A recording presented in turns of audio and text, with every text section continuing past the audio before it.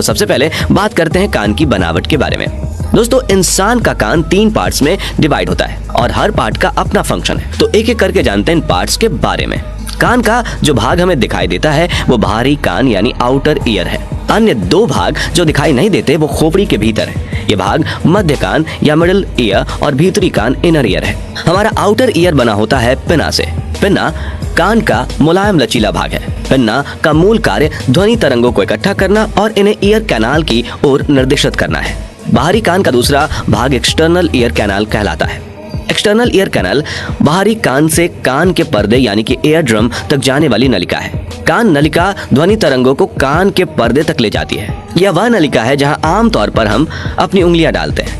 कान का यह हिस्सा कान का मैल का उत्पादन करता है। एक्सटर्नल ईयर कैनाल कान के पर्दे पर समाप्त होती है। कान का पर्दा अक्सर पारदर्शी होता है। कान के पर्दे को टेम्पैनिक मेम्ब्रेन कहा जाता है और ये गोल होता है और इसका कुल व्यास लगभग 8 से 10 मिलीमीटर होता है। कान का पर्दा छोटी मांसपेशियों की मदद से सभी तरफ फैला होता है। पिन्ना के बीच में 3 सेंटीमीटर का लंबा कैनाल होता है जिसे एक्सटर्नल ऑडिटरी मीटस कहते हैं। पिन्ना का काम होता है हमारे सराउंडिंग में जो भी आवाज आती है उसे कैप्चर करके उसे एक्सटर्नल ऑडिटरी मीटस में ट्रांसमिट कर देना। उसके बाद जैसे ही ये आवाज वेव्स हमारे एक्सटर्नल ऑडिटरी मीटर्स में प्रवेश करती हैं, ये हमारे ऑडिटरी कैनाल के एंड में मौजूद ईयर ड्रम पर जाकर टकराती हैं। एक्सटर्नल ईयर के बारे में जानने के बाद चलिए जानते हैं मिडिल ईयर के बारे में। दोस्तों, मध्य कान जो हमारी खोपड़ी के पीछे स्थित है, यह खोखली हवा से भरी जगह है। कान का पर्दा बाहरी कान से मध्य कान को अलग करता है। मध्य कान में 3 छोटी हड्डियां होती हैं, मैलियस, इंकस और स्टेप्स। ये 3 हड्डियां एक तरफ कान के पर्दे को छूती हैं और एक दूसरे को भी छूती हैं। इससे उन्हें कान के पर्दे द्वारा उत्पन्न कंपनों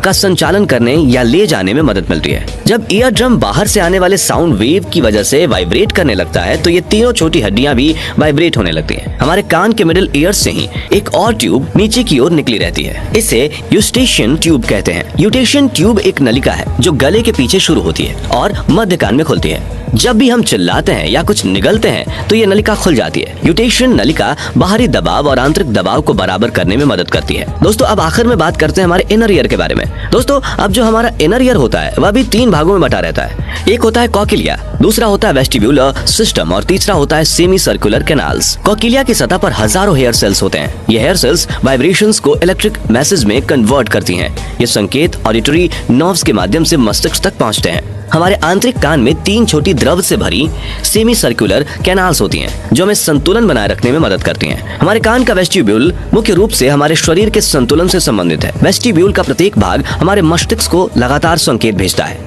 और इसी के अनुसार हमारा मस्तिष्क शरीर को संतुलित रहने का निर्देश देता है। अब जो यह कॉकिलिया होता है उसके भी 3 पार्ट होते हैं। इसके भीतर 2 डक्ट्स होते हैं। इन्हीं 2 डक्ट्स के बीच एक पतला सा मेम्ब्रेन होता है जिसे बेसलर मेम्ब्रेन कहते हैं और इस बेसलर मेम्ब्रेन से जुड़ा रहता है ऑर्गन ऑफ कोटी जो कि हमारे साउंड वेव को डिटेक्ट करके हमारे ब्रेन तक ले जाता है। दोस्तों, जब इन तीनों हड्डियों की वजह से वाइब्रेशन कॉकिलिया में पहुंचता है तो कॉकिलिया में मौजूद नॉन कॉम्प्रेसिबल फ्लूइड और ये बेसलर मेम्ब्रेन वाइब्रेट करने लगते हैं। बेसलर मेम्ब्रेन के ऊपर मौजूद ऑर्गन ऑफ कोटी में कुछ हेयर सेल्स होते हैं। इन हेयर सेल्स के ऊपर बहुत ही छोटे छोटे स्टीरियोसीलिया नाम की संरचना होती है। दोस्तों, जब हमारा कॉकिलिया वाइब्रेट करने लगता है तब ये हेयर सेल भी वाइब्रेट करने लगते हैं। इस बॉडी ऑफ कोटी के ऊपर भी एक टेक्टोरियल मेम्ब्रेन होता है। जब हेयर सेल वाइब्रेट करने लगते हैं तो इसके ऊपर मौजूद छोटे छोटे या जो स्टीरियोसेलिया होते हैं वो टेक्टोरियल मेम्ब्रेन से टकराने लगते हैं और इन्हीं से टकराने की वजह से आवाज सुनने लायक बनती है और जो आवाज पैदा होती है वो वेस्टिब्यूलो-कोक्लियर नर्व से होते हुए हमारे ब्रेन में चली जाती है और इस तरह से हमारे कान जो है वो सुनने का काम करते हैं। दोस्तों, तो आपने देखा कि किस तरह हमारे कान सुनने का काम करते हैं और यह एक जटिल प्रक्रिया कैसे सिर्फ सेकंड से भी कम समय में पूरी होती है। दोस्तों, हमें अपने कान के बारे में जानकारी होनी चाहिए ताकि हम उनकी अच्छी देखभाल कर सकें और संक्रमण से और बहरेपन से रोक सकें। तो फ्रेंड्स, आज की वीडियो के लिए बस इतना ही। अगर आपको ये वीडियो पसंद आया हो तो इसे लाइक और शेयर करें। ऐसे इंपॉर्टेंट और नॉलेज वाले वीडियोस के लिए इस चैनल को सब्सक्राइब और फेसबुक पेज को फॉलो जरूर करें। Thanks for watching.